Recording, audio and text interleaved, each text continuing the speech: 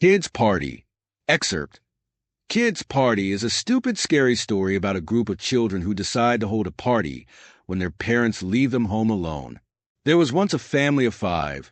The dad, the mom, and their children Emma, 12, Julie, 10, and Charlie, 7. One day, their grandmother was struck down by a mysterious illness, so their parents had to go to take care of her. They left the kids alone in the house. As soon as the parents were gone, the kids decided to have a party. They printed out invitations and sent them to all their friends.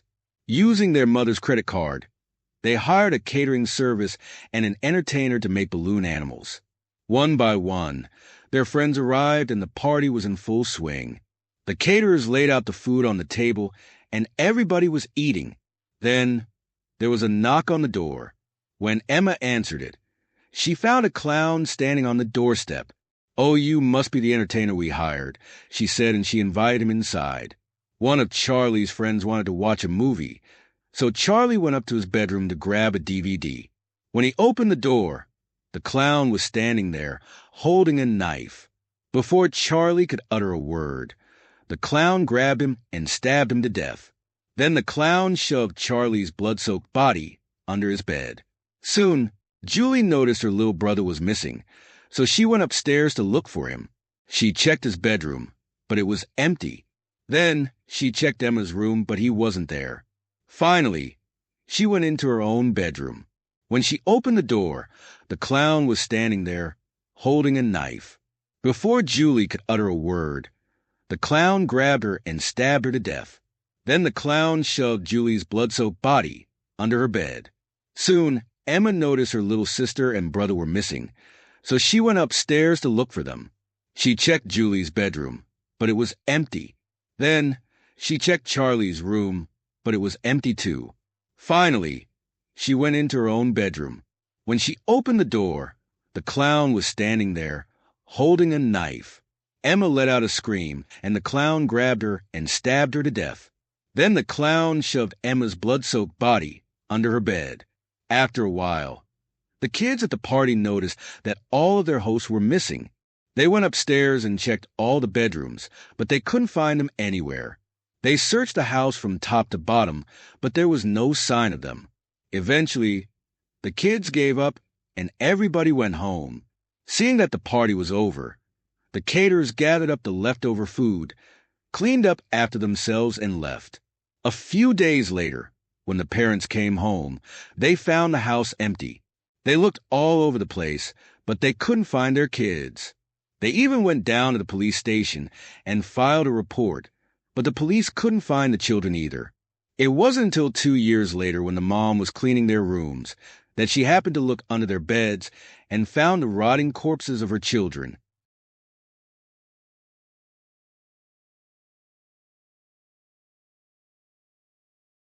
Mexican Hotel. Excerpt. The Mexican Hotel is a stupid story about the ghost of a little boy who haunts a hotel in Mexico where his head fell off.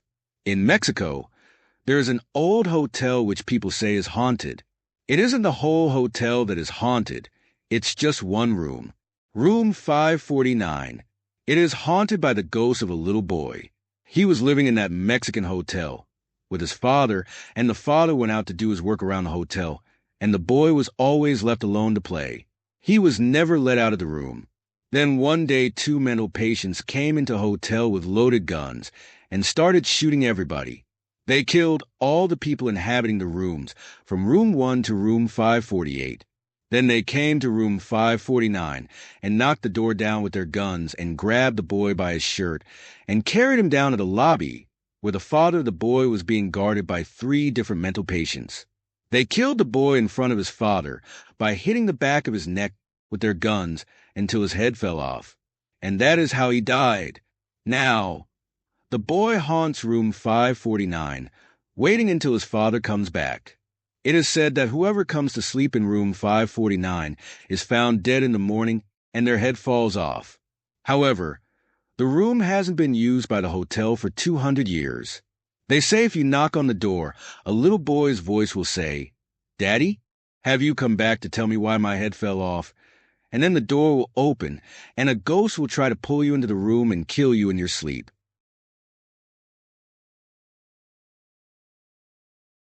Reverse phone lookup.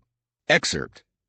Reverse phone lookup is a stupid story about a girl who keeps getting weird text messages. So she calls her phone network and asks them to trace the cell phone that is sending the messages. OMG.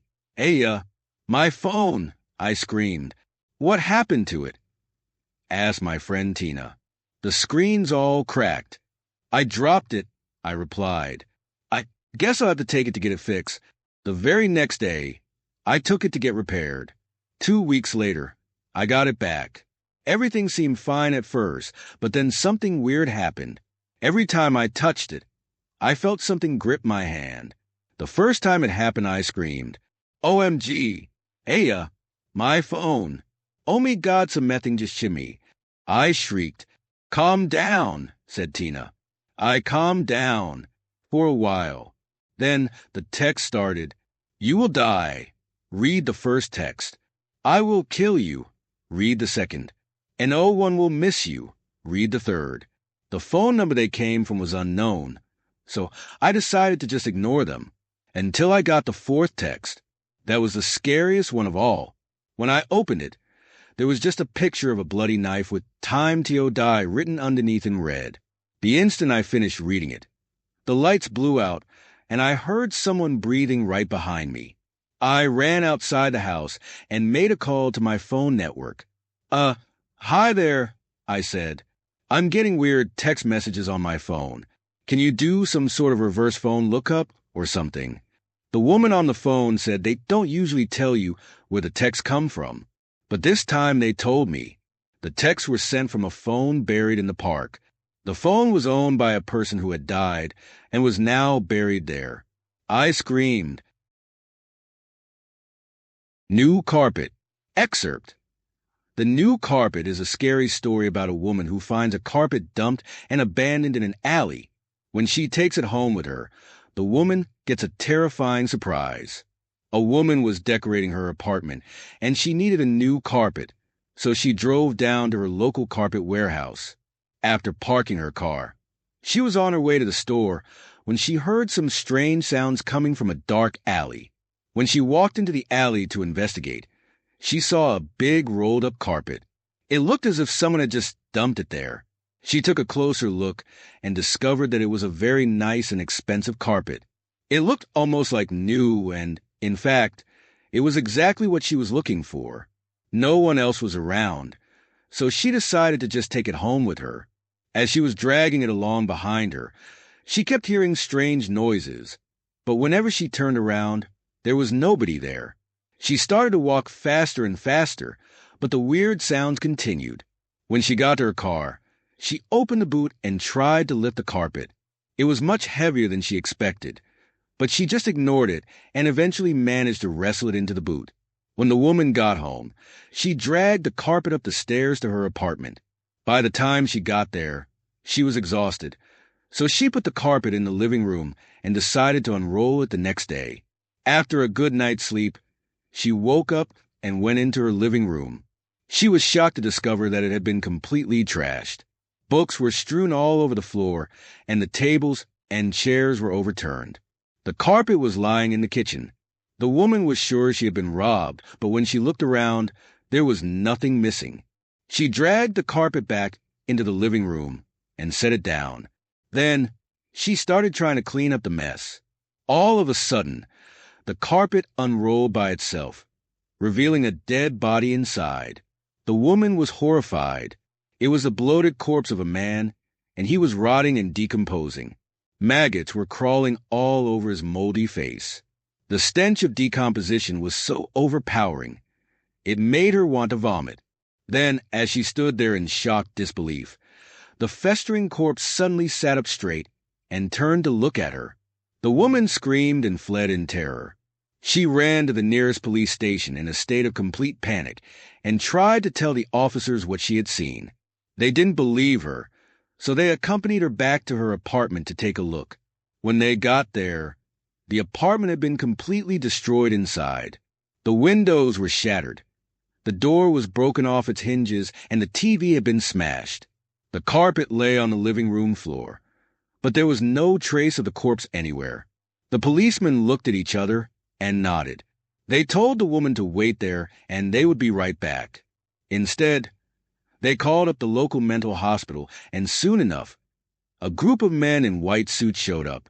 They put her in a straitjacket and carried her downstairs. Then they bundled her into a van and took her to the insane asylum. As the van was pulling away, the woman glanced out the barred back window and saw the rotting corpse dragging the carpet down the street. She screamed one last time before going completely insane. The men in white suits had to inject her with a sedative. From that day on, she spent the rest of her life locked in a padded cell, babbling and gibbering about the corpse in the carpet. Black Box. Excerpt. Black Box is a scary story for kids about a woman who murders her husband and stuffs his remains in a big black box. There was once a young married couple who had a baby. The father wanted to name the baby Nicholas. The mother wanted to name him Jack. They had a big argument about this issue, and as a result, the mother flew into a murderous rage and killed the father, desperate to get rid of the evidence. She chopped him up into tiny pieces and locked him in a big black box. Then she drove 50 miles away to the river and chucked the box into the river. That night, as she went to bed, she heard a sound. Black box, 50 miles away. The woman was scared, but kept thinking it was all in her head. 2 minutes later, black box, 20 miles away. Now the woman was really scared and got up to check on her baby. Nothing was there, so she went back to bed. Then a few minutes later, she heard, black box, coming up your street. Now the woman was terrified. She just stayed in bed, hoping it was just a dream. But then she heard the front door open. Black box, I'm coming in your house. Then there were knocks on the stairs, like someone was coming upstairs. Black box, I'm coming up your stairs. She heard a creak of a door and, black box, I'm killing your baby. She then heard her baby scream. Then she heard what sounded like footsteps coming closer to her room. Black box, I'm coming to kill you. There was a scream, and then suddenly everything was silent in the house. The woman and baby were found dead the next morning. There was blood everywhere, but no sign of who or what had killed them.